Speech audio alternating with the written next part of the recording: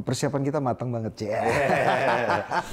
Dunia perfilman Indonesia kan kabarnya sedang bergerak sangat cepat. Gitu Bukan ya. kabarnya, faktanya. Sebetulnya apakah Bang Jokan tuh sudah menentukan sejak dari mulai ide cerita mungkin ya? Bahwa ini film buat 13 nih, maksudnya kan Indonesia tuh cuma 4 klasifikasi ya. Semua umur 13, 17 plus, 21 plus gitu. Oh, saya maunya bikin yang buat 17 gitu. Itu dilakukan atau tidak sih, Bang? Misalnya pengepungan di Bukit Duri. Kita ingin berbicara dengan pertama orang tua, kita ingin berbicara dengan pendidik atau orang-orang yang concern dengan pendidikan, pemerintah sebagai pembuat kebijakan. Terus LSF enggak. Enggak ya? Kan kita fans. Kan banyak yang ini ya, banyak respon. Banyak respon dari netizen ya, beberapa juga dari unsur pemerintah gitu ya. Masa? Aku nggak tahu. Iya, masa nggak tahu. Aku nggak tahu.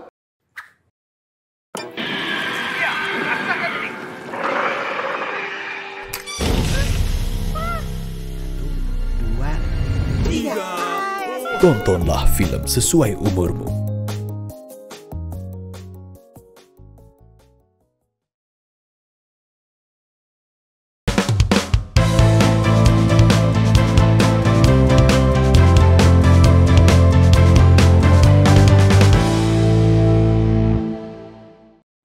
Halo sahabat sensor, mari kita ketemu lagi di Kelas Cinema bersama saya Gustavo Lia. Seperti biasa, Kelas Cinema selalu menghadirkan narasumber yang jauh lebih istimewa lagi di setiap episode berikutnya. Dan kali ini ada tamu istimewa yang luar biasa, seorang sutradara terkenal di Indonesia yang karyanya tidak hanya dinikmati di domestik tapi juga di mancanegara. Sebagai clue, film-filmnya Siksa Kubur, Pengabdi Setan, Pengepungan Bukit Duri. Nah, pasti sahabat sensor mandiri sudah mengenal karya-karyanya. Langsung aja kita sambut Joko Anwar. Halo Bang Joko. Selamat pagi Gustaf. Pagi banget nih kita nih. Iya, pagi banget ya. Belum jam 7 pagi. Mudah-mudahan nggak ngantuk ya. Enggak. Karena saudara kan biasanya baru selesai itu subuh gitu ya. Enggak sih kalau aku. Oh, enggak juga. Kalau aku biasanya syuting paling cuma 6 jam, 8 jam, kalau lama 10 jam. Jam harus berapa tuh selesai? Kalau kita rolling, kalau pengepungan di Bukit Duri itu istimewa banget karena kita jam 11 pagi kadang-kadang udah selesai, jam 1 siang udah selesai. Rollnya dari jam 7 pagi. Dari alasan apa ini? Persiapan kita matang banget, Cek. Iya, jadi kita biasanya kalau syuting itu persiapannya matang, terus kita tahu apa yang dia mau diambil hari itu, yang mau dicapai hari itu apa aja. Misalnya kita sudah ada video board, ada previsualisasi, jadi sebelum kita syuting, semua kru, semua pemain udah tahu apa yang mau kita capai, dan kita cuma hanya mengambil yang itu, yang dibutuhkan aja gitu. Jadi kalau ada syuting yang produksinya lama tuh karena setengah matang gitu ya? Setengah matang mungkin, atau mungkin eksploratif banget. Oh gitu. iya. Oke. Nah, Pengepungan Bukit Duri ini kan sekarang udah 1,9 ya? Keep running ya sih, masih berjalan Keep running, gitu masih ya? di bioskop, yes. Nah, kan banyak yang ini ya, banyak respon dari netizen ya, beberapa juga dari unsur pemerintah gitu ya. Masa? Aku nggak tahu. Iya, masa nggak tahu. Aku nggak tahu. Pura-pura nggak tahu nih, pura-pura nggak tahu. Coba, Ya. dari siapa aja kalau unsur pemerintah? Ya intinya adalah mereka juga mungkin mendapat masukan dari masyarakat juga kali ya. Oke. Ini kenapa sih filmnya seperti itu gitu ya? Padahal kan ya aku film itu, bohong, nggak percaya saya. Mancing. Nah, tapi gimana sih sebetulnya? Kenapa banyak yang menyampaikan bahwa ini kok film sadis misalnya gitu, ada anak yang membiarkan ayahnya terbakar gitu misalnya. Itu apa sih sebetulnya dalam pikiran seorang sutradara gitu? Sebenarnya kalau aku bikin film, aku dan teman-teman di Kamensi Pictures, kita kan udah kerjasama udah puluhan tahun ya, mungkin 20 tahun udah kerja bareng, dan kalau kita bikin film tuh biasanya ada yang ingin disampaikan. Jadi kita nggak pernah bikin film hanya untuk mencari, ini kayaknya filmnya lagi laku, genre-nya lagi laku, kita bikin film ini yuk gitu. Jadi nggak pernah. Jadi kalau kita bikin film, kita ingin mengatakan sesuatu. Bisa pertanyaan juga, dan khusus untuk Pengepungan di Bukit Duri, ini adalah satu film yang coba kita buat untuk menyampaikan sebuah situasi yang seharusnya sudah jadi awareness kita semua. Sesuatu yang sudah alarming banget tentang pendidikan. Jadi kami merasa bahwa sistem pendidikan Indonesia itu... Tapi pure fiction nggak sih sebenarnya? Atau ini terinspirasi dari real life incidents.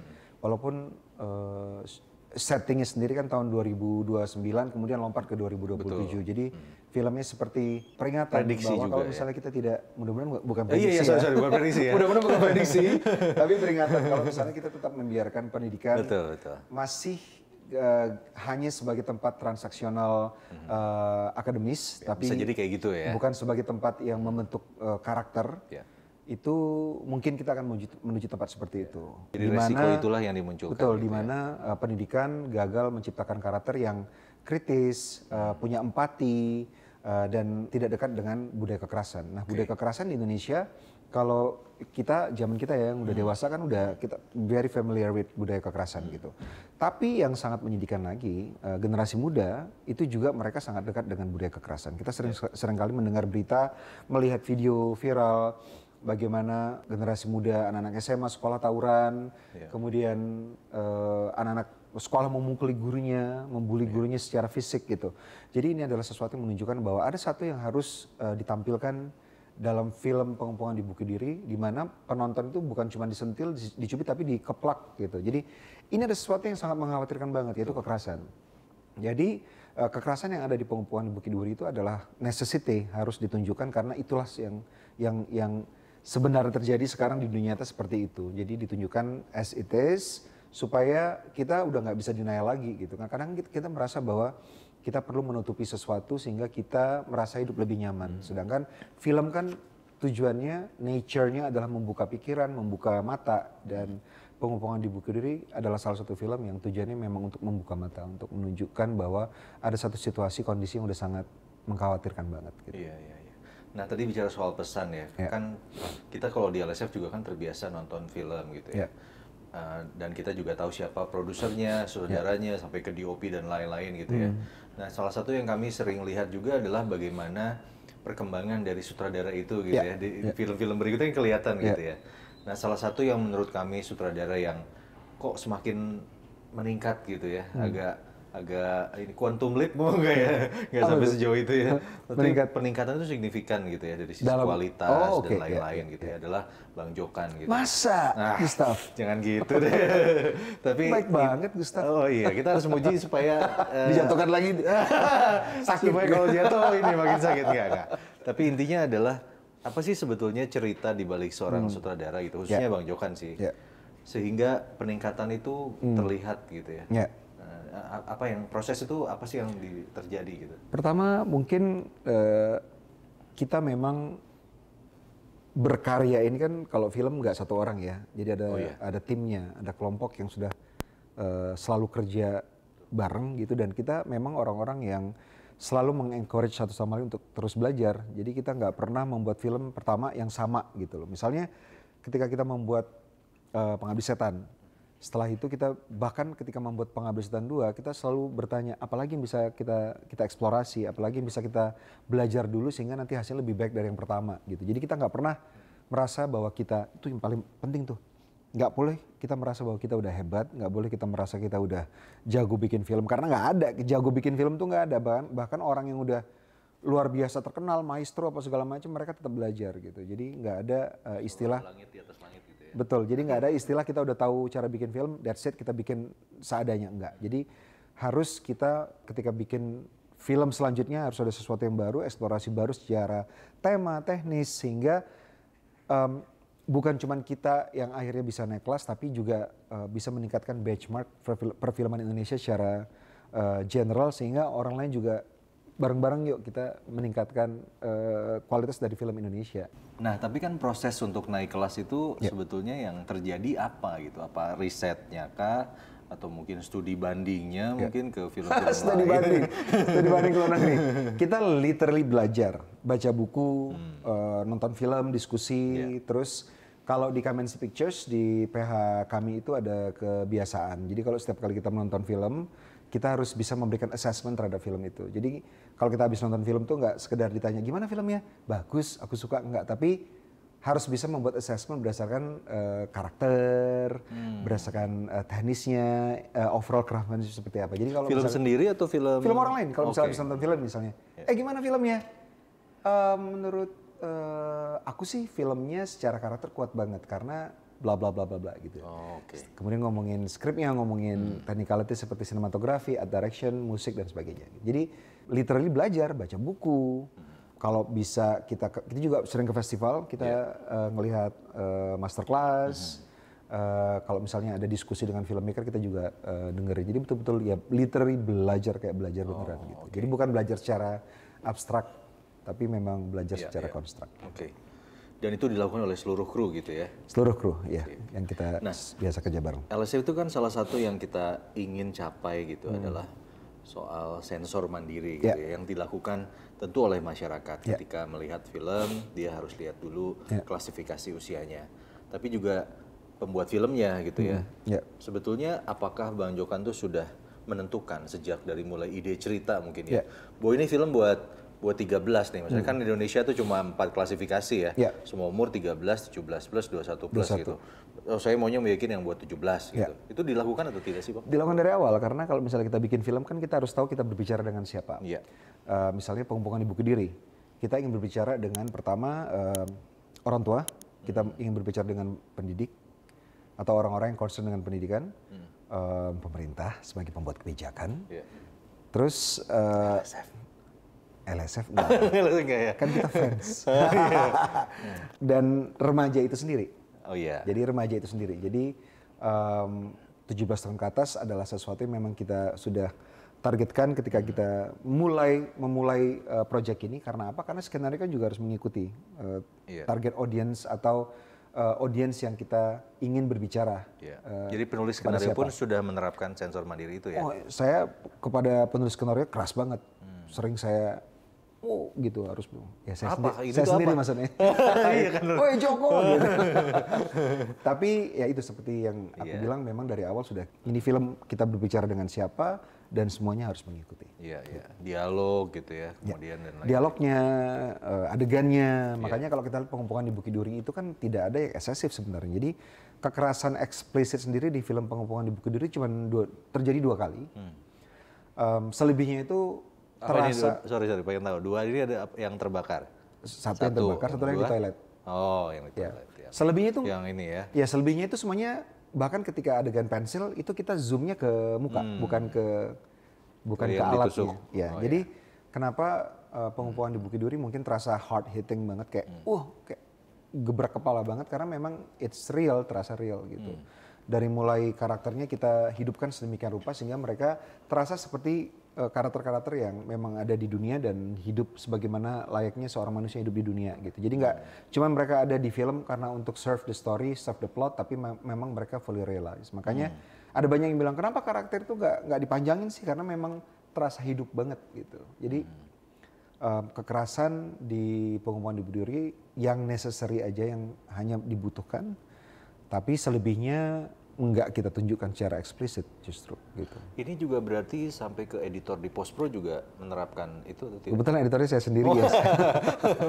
Kebanyakan peran ya, semua diambil ya. Yes. Tapi gitu ya, sampai ke post pro juga dilakukan ya? Betul, yes. Oke.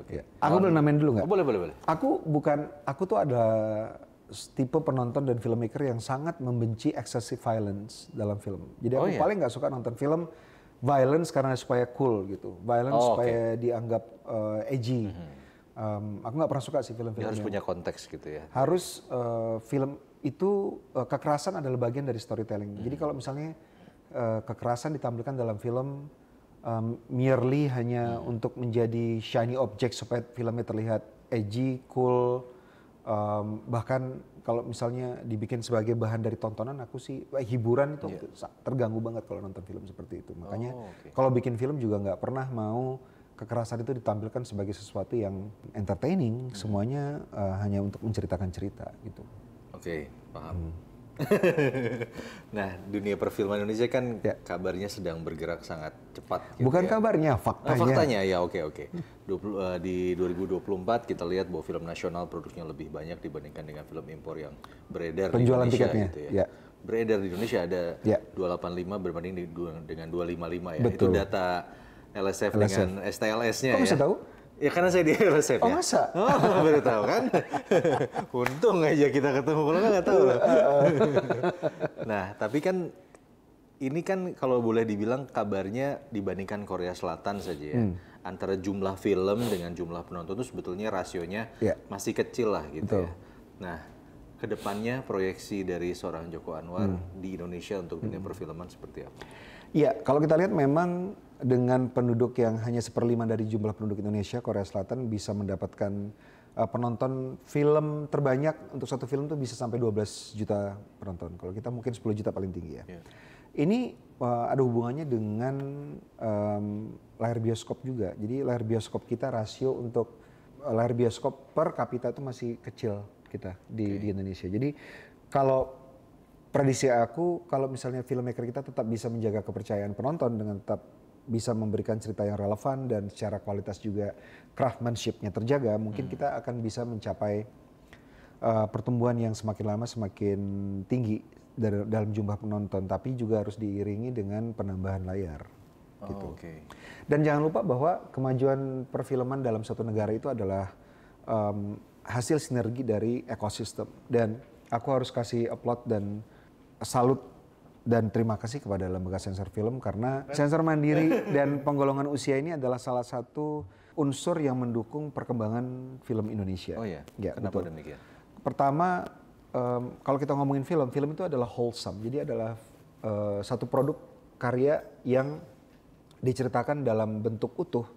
Kalau misalnya terjadi penyensoran, pastinya akan ada ketimpangan dari apa yang ingin disampaikan dan apa yang dilihat oleh penonton. Gitu. Dan ini akan mengakibatkan pertama trust antara penonton dan pembuat film mungkin akan terjadi gangguan di situ. Yang kedua akan ada keengganan dari pembuat film untuk mau mengeksplorasi genre baru, tema-tema baru, cerita-cerita baru dan eksplorasi filmmaker ini sangat penting untuk menjaga film tetap fresh, film tetap mau ditonton oleh penonton gitu. Dan dengan adanya sensor mandiri, penggolongan usia ini membuat terdoronglah ekosistem perfilman ini untuk menjadi lebih eksploratif, lebih fresh dan lebih ada kepercayaan antara penonton dan pembuat film gitu. Terakhir Bang, jadi kurangnya LSF apa dan kira-kira masukannya apa yang bisa dilakukan oleh kami? Dari aku apa ya? Kayaknya nggak ada ya. Dalam beberapa tahun ini kayaknya. Ada lah pasti. Selalu ada ruang buat peningkatan. Betul. Kan? Kalau menurut aku dari penggolongan usia yang selama ini sudah dijalankan, aku nggak pernah ada komplain sebenarnya. Mungkin dialog lebih sering dilakukan ya dengan para filmmaker. Jadi kalaupun misalnya ada protes dari seorang filmmaker atau kelompok filmmaker yang tidak menginginkan filmnya diberikan penggolongan usia yang lebih tinggi dari yang mereka targetkan, tidak terjadi friksi tapi sudah terjadi dialog sebelumnya. Jadi mereka juga paham gitu. Jadi kalau menurut aku salah satu hal yang masih harus diimprove mulainya dari filmmaker, mereka mungkin dari awal harus tahu target audience mereka siapa, mereka ingin berbicara dengan siapa. Gitu. Jadi ketika dialog dilakukan lebih sering dengan LSF dan pembuat film, mungkin nanti prosesnya akan lebih gampang dan tidak ada di publik seperti apa gitu. Baru-baru ini kan ada kan, ada yang protes sampai ke publik gitu. Itu mungkin karena ya kan. Bara, I'm talking to you. Ya sebetulnya kan sering dilakukan ya, cuman memang kami tidak pernah expose bahwa ini dialog gitu kan. Tapi kan intinya adalah setiap filmmaker selalu dialog santai-santai aja maksudnya. Oke. Jadi bukan soal filmnya gitu. Bukan dialog secara resmi karena filmnya membutuhkan pendapat. Nongkrong-nongkrong gitu aja. Ngopi-ngopi. Ya kan? Oke, Bang kita Jokan, ngopi sekarang. Wah, sip. Abis ini kita ngopi. Jadi selanjutnya apa yang karya berikutnya? Ada film aku lagi mau syuting sebentar lagi, yaitu filmnya. Ya, itu ya. Oke. Kita semua dengar ya. Dengar kan? Ya. Cuma di sensor. Wih, kita LSF masih nyensor ternyata. Di podcast aja di sensor ya. Oke, Bang Jokan, terima kasih banyak sudah hadir. Semoga semakin sukses dan terus mendukung perfilman Likewise, Indonesia. Semoga makin sukses. Dan kita selalu jadi LSF teman baik LSF dan juga seluruh filmmaker ya. Yes, terima kasih. Terima kasih. Oke.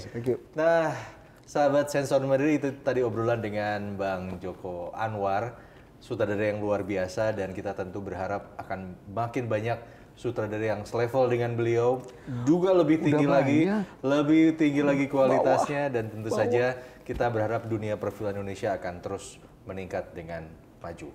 Saya Gustavo Lia, kita ketemu lagi di kelas sinema berikutnya. Salam. Salam. Yeah.